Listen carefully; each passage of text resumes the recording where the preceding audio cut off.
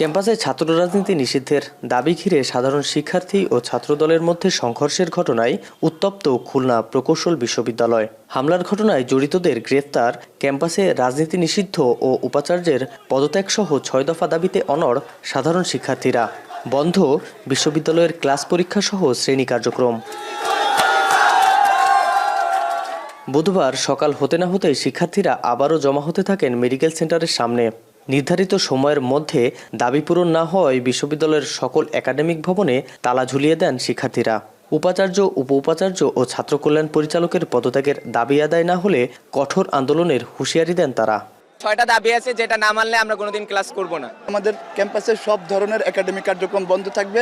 বেলা 11:30টার পরে ভার্চুয়ালি বিশ্ববিদ্যালয়ের সিন্ডিকেট কমিটির সভা শুরু হয়। সেখানে শিক্ষার্থীদের দাবির প্রেক্ষিতে নেওয়া হয় বেশ কিছু পদক্ষেপ। আগামী 28 তারিখ পর্যন্ত বিশ্ববিদ্যালয় বন্ধের ঘোষণা আসে সিন্ডিকেট সভা থেকে। এছাড়া শিক্ষার্থীদের উপর হামলার ঘটনায় 3 সদস্যের কমিটি গঠনের কথা জানান বিশ্ববিদ্যালয়ের উপ উপাচার্য।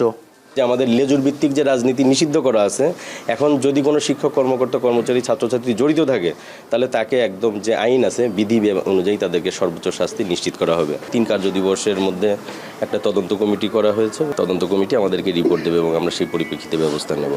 বিশ্ববিদ্যালয় প্রশাসন 4টি দাবি মানলেও উপাচার্য, উপ উপাচার্য ও ছাত্র কল্যাণ পরিচালকের পদত্যাগের দাবিতে এখনও অনড় আন্দোলনরত শিক্ষার্থীরা। নতুন ভিসি নিয়োগ না হওয়া পর্যন্ত হলে থেকে শিক্ষা কার্যক্রম বন্ধ রাখার ঘোষণা তাদের। যত দ্রুত সম্ভব নতুন ভিসি স্যার, প্রভিসি স্যার এবং ডিএসডব্লিউ নিয়োগ দেওয়ার মাধ্যমে আমাদের ক্লাস শুরু করার জন্য আমরা হল ছেড়ে যাচ্ছি না এই শর্তে, কারণ আমরা চাই কালকে ভিসি স্যার নিয়োগ হয়ে যায়, আমরা পরের দিন থেকে ক্লাস করব। এদিকে প্রায় 24 ঘন্টা পর মুক্ত হন অবরুদ্ধ থাকা ভিসি সহ অন্যান্যরা। রামিম চৌধুরী, এখন খুলনা।